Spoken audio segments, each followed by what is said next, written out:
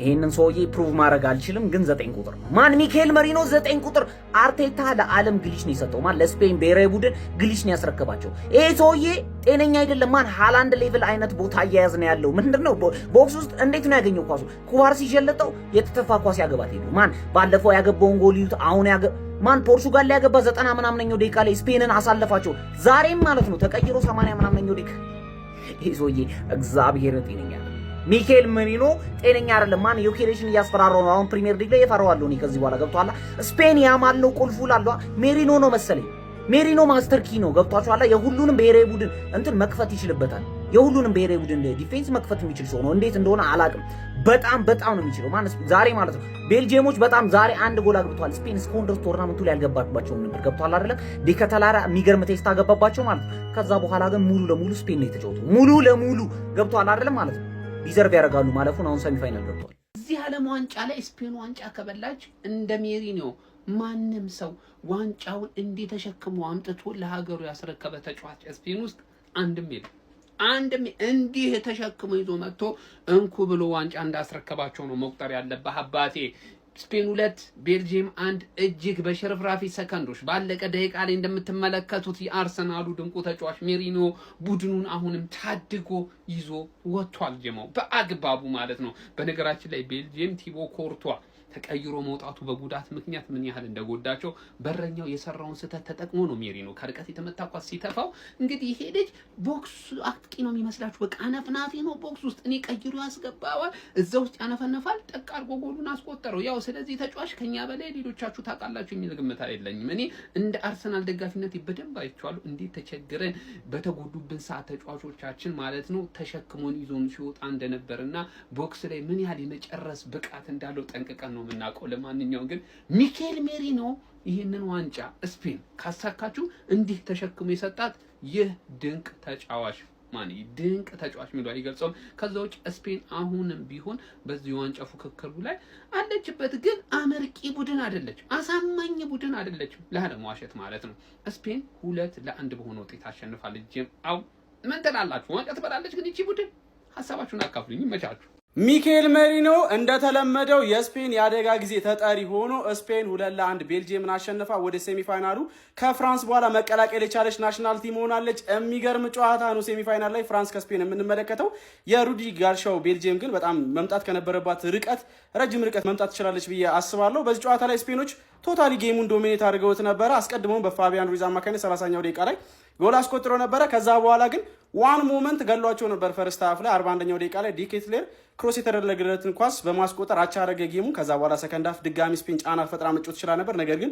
ጎል ማስቆጠር ተስኗት ነበር ከዛ በኋላ ቲቦ ኮርቷ በጉዳት ምክንያት ተቀይሮ ወጣ ያ ትልቅ ጫና እንደፈጠረባቸው ማየት እንችል ነበር ሁለተኛውን ጎል ስፔን ስታስቆጠር የተቆጠረበት መንገድ ሳኒ ሌማንስ ኳሱን ለመመለስ የሄደበት ርቀት ደካማ ይመስለኛል ተጫዋቾች ወዳሉበት ኤሪያ ነው ፑሽ ያደረገው ኳሱን እንግዲህ 88ኛው ደቂቃ ላይ ሚካኤል ሜሪኖ ተቀይሮ በመግባት የመጨረሻ 5 እና 10 ደቂቃዎች ላይ የገባ ተአምር እየሰራ ስፔንን ከፖርቹጋል ጨዋታ በኋላ ሌላ በጥሎ ማለፍ ጨዋታ እንድታሸንፍ በመጨረሻ ደቂቃ ጎል በማድረግ 2-1 አሸንፋ ወደ ሴሚፋይናሉ መቀላቀል ችላለች ኤኒዌይ ፍራንስ ከስፔን ሴሚፋይናል ላይ ያበደ ፋይት ነው የምንመለከተው ስለ ጌሙ ምን ትላላችሁ ሐሳባችሁን አጋሩኝ የፕላስ ምልክቱ ስፔን ወደ ዓለም ዋንጫው ግማሽ ፍጻሜ መቀላቀል ቻለች በግማሽ ፍጻሜም ከፈረንሳይ ጋር የምትገናኝ ይሆናል አሁን በተጠናቀቀ ጨዋታ እንግዲህ ስፔን ቤልጂየም 2-1 ማሸነፍ ቻለች እንግዲህ ሚካኤል ሞሪኖ ስፔንን ኳርተር ፋይናል ከተታት ሩብ ፍጻሜ ውስጥ አስገባት አሁን ደግሞ ግማሽ ፍጻሜ ውስጥ ማስገባት ሁለተኛውን ጎል 88ኛው ደቂቃ ላይ ሚካኤል ሞሪኖ ማግባት የቻለው ቲቦ ኮርቷ ተጎድቶ ከወጣ በኋላ የማይሰሩ በረኛ ሲያል ለመስ ገብቶ ነበር መያዝ የሚችለውን ኳስ ለመያዝ ነው እሱ ራሱ ሄዶ ስህተት አይባልም ግን መያዝ የሚችላቸው ሚሽሮን ኳስ ነው እንግዲህ ተፍቶት ሪባውንዱን ሚካኤል ሞሪኖ አግብቶ ስፔን ወደ ማሸነፍ ይችላል ጓንት ለብሶ ከመደገፍ ቢያንስ ሜዳ ላይ ገብቶ ማለት ተፍተፍ ላሚን 5 ሳንቲም እንዳይደብርሽ እናቴ እንኳንም ተንቀሳቀሽ ቂጥ ሞኝ ነው እግር ብልጥ ነው አባቴ ኖርማል ስታፍ ኖርማል ሲጀመር ማን ቤንች አድርጋል እንኳን ዋጋውን የሰጠው የ40 ዓመት ሽማግሌ ታስገባለህ እንዴ አንተ ሙታን ታስገባለህ ሲኒላም የመሰለ ወርቶን በረኛ እያለ እስፓኒያ ደግሞ ከዛ ከወያላ ተጫዋችሽ ጋር ዋጋሽን ነው በፈረንሳይ በኦሊሴ በምባፔ ድባቅ ነው ማስደበድብሽ በጣም አፍጥተሻል እስፓኒያ ዋጋሽን ነው ማሰጥሽ። ቀጣይ ምን ሰዓት በይ ሚካኤል ሱፐር ሰብ ሜሪኖ ይልሃል። ዛሬም ደገሞ ምን አይነት አስደናቂ ቅያሪ ነው እየሆነ የሚገኘው። ባለፈው ፖርቹጋል ላይ፣ ዛሬ ደግሞ ቤልጂየም ላይ የማሸነፊያ ብቸኞቹን ጎሎች ተቀይሮ እያስቆጠረ ነው። የተጫዋች በጣም ልዩ ብቃቱን እየተቀየረ እያሳየን ይገኛል። ላመንስ ምን አይነት የሚያሳዝን ቅያሪ ለሀገሩ በጣም በወሳኝ ሰዓት እንግዲህ የተጎዳውን ቲቦ ኮርቷን ተክቶ ቢገባም ነገር ግን በመጀመሪያ ሙከራው ኳሷ ከእጆቹ አምልጣ እንግዲህ የሚካኤል ሜሪኖ ሲሳይ ሆናለች። በአሳዛኝ ሁኔታ ሴነ ላመንስ የማንቸስተር ዩናይትድ ግብ ጠባቂ የመጀመሪያ ሀገራዊውን በታላቅ መድረክ ላይ ያደረገውን ጥሪ እንግዲህ በዚህ ሁኔታ ማጠናቀቁ በጣም ከፍተኛ የሞራል ስብራት እንደሚያጋጥመው መጠርጠር አይከብድም። ሚካኤል ሜሪኖ እና ስፔን ግን በቀጣይ በግማሽ ፍጻሜው ፈረንሳይን እንደሚገጥሙ አረጋግጧል። ላሚን ያማል በጣም ድንቅ ብቃቱን ሲያሳየን ነበር፣ ምንም እንኳን ጎል ባያስቆጥርም ማለት ነው። ለማንኛውም በቀጣይ የፈረንሳይና የስፔን በጣም አጓጊ ጨዋታ ይጠብቀናል። እሱን ጨዋታ ማን የሚያሸንፍ ይመስላችኋል? ሀሳብ አስተያየትና ግምታችሁን ኮሜንት ሴክሽን ላይ አጋሩ። ሜዳ ስፖርትን ፎሎ ማድረግ እንዳትረሱ። የቤልጂየም ኮንቴ ጀሬሽ ሮበርቶ ማርቲኔዝ ጨፈጨፈው፣ ከዛ ሩዲ ጋርሲያ ጠርጎ አባረረው ማለት ይቻላል ማለት ነው። ቤልጂየሞች በጣም በሚያሳዝን ሁኔታ 2-1 በስፔን ተሸንፈው ወጥተዋል ማለት ነው። ቲቦ ኮርቷን ራሱ ሲያለቅስ የተመለከተንበት ጨዋታ ነው። በጣም ያሳዝናል። ብቻ በጣም ኢሞሽናል ስፓርቶች ነው የተመለከትነው በነ ዴብሮይና በነ ኮርቷ። ግን ሩዲ ጋርሲያ በጣም ከአቅሜ በላይ አንዳንድ ያውቃሉ ስትል እዚህ ጋር ትደርሳለህ ማለት ነው። በሰብስቲሽኖች ነበር አብዛኞቹ ጨዋታ ሲያመልጥ የነበረው ከቤልጂየም ጋርና አሪፍ ነው ጎበዝ ነው ተብሎ ነበረ። ብዙ ሰው ወቅሶት ቢሆንም አፖሎጃይዝ እንኳን የሚያደርግ ሌተር በተደጋጋሚ ቤልጂየም ደጋፊዎች ራሱ ኮመንት ላይ ምናምን ሲጽፉለት ነበረ ለሩዲ ጋርሲያ ማለት ነው ከተወቀሰ በኋላ እና አሪፍ ነገር አሳይቶ ነበር። ግን አሁን ደግሞ ኦቨር ኮምፕሊኬት ስታደርገው እዚህ ጋር ትደርሳለህ። ስፔኖች ደግሞ የተረጋገጠ ነበረ የጨዋታውን ኮንትሮል ለመውሰድ የሚሞክሩት እንዳያሱት ሚድፊልዳቸውን ለመጠቀም አናዘር ሮድሪ ማስተር ክላስ ተመልክተናል ዛሬ ማለት ነው። ከዛም አልፎ ግን እነ ላሚን ያማልም ወደ 100% እየመጣ ያለበት ጊዜ ይመስለኛል። ከዛ ውጭ ግን ፍራንስን ይገጥማሉ። እኔ ከፍራንስ ጋር ግን በጣም ሌላ ለየት ያለ፣ ስፔን ደግሞ ትንሽ ስቴፕ አፕ ማድረግ የሚኖርባቸው ሌቭላቸውን ይመስለኛል። ከዛ ጋር ስናየው አንጻር ቦክሱ ላይ ፕሬዘንስ ያለው ተጫዋች የላቸውም። ክሊርሊ የሚያገቡትን ጎል ካያሱ ራሱ ቦክስ ክራሽ በሚያደርጉ ሚድፊልደሮች በተደጋጋሚ ወይ ደግሞ ፎልስ ናይን የሚጫወቱ ተጫዋቾች ከውጭ እየሮጡ ሲገቡ እንጂ ላይክ ኳሱን ተጫውቶ ወደ ውስጥ አስገብቶ ሲያገቡ ብዙ ጊዜ አታያቸው። ኤኒዌይስ ግን ገባ ብለን ስንመለከታት ነገር የጨዋታው እንግዲህ ሰሚፋይናላችን የመጀመሪያውን አውቀናል። ፍራንስ ከስፔን የሚያደርጉት ጨዋታ ነው። ኮመንት ላይ የገባችሁ ቮት ማድረግ እንዳይረሳ ፖል አስቀምጬላችኋል። እና ደግሞ ያ ቲም ለምን እንደሚያሸንፍ ኮመንት ላይ በዲስክሪፕሽን የምታስቀምጠው በጣም ደስ ይለኛል። ለምን የሚለውን ስፔሲፊክ ምክንያት ነው የምፈልገው። ኦልሞስት አንድ ሴንቴንስ ሲሆነች ለምን የሚለው የምታስቀምጡ ደስ ይለኛል። ኤኒዌይስ ግን ያለማጫ ጉዳይ ደምጣችሁ አሱ መጫ ላይ ረሳ ሀሳቦች ኮመንት ያስቀምጣችሁ ኮፒ ሊንክ ይደረግ።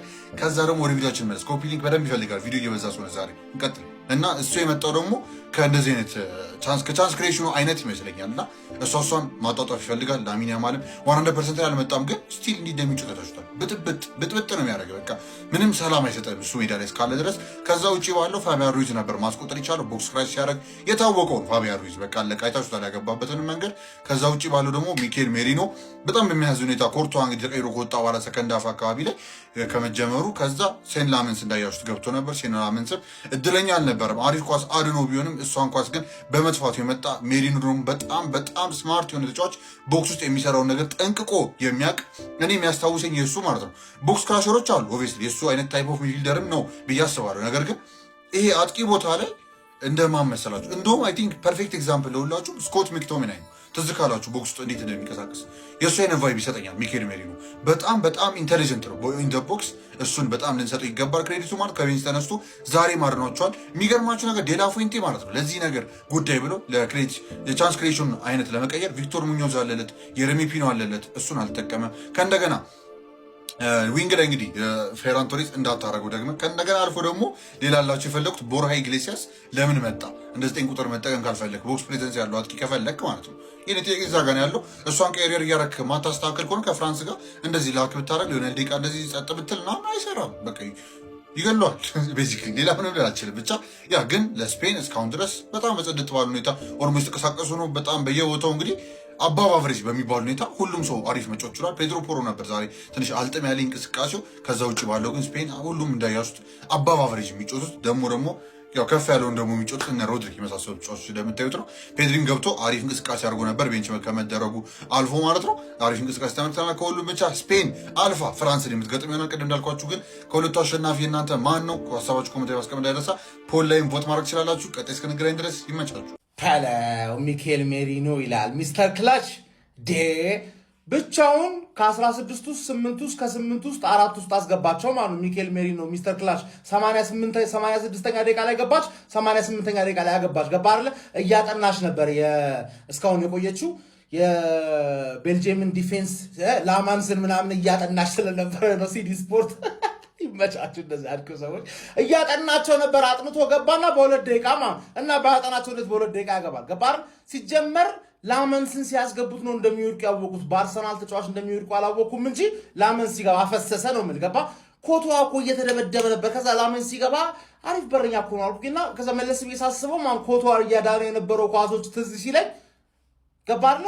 ጎል ግልጽ ነው ለካ ጭራሽ አፍሳ ማንዬ አይችልም። የበረኛ ኦናና በጣም ስታንዳርዳችሁ ስላወረደ ነው እንጂ እንዴት እንደዚህ ያፈሳል በቀላሉ ማለት ነው። ገባ ሜሪኖ ደግሞ ይሸተዋል።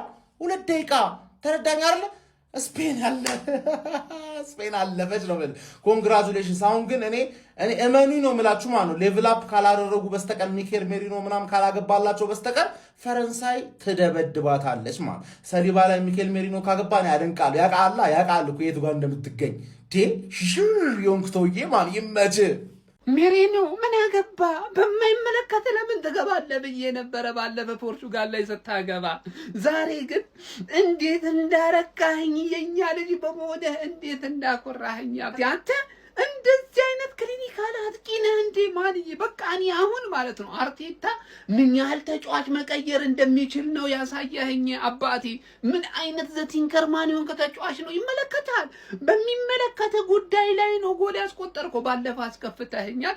አሁን በዚህ ጎል አፉ ብያለሁ። ፖርቹጋል ላይ ብቻ ገባ ስለመሰለኝ ነው።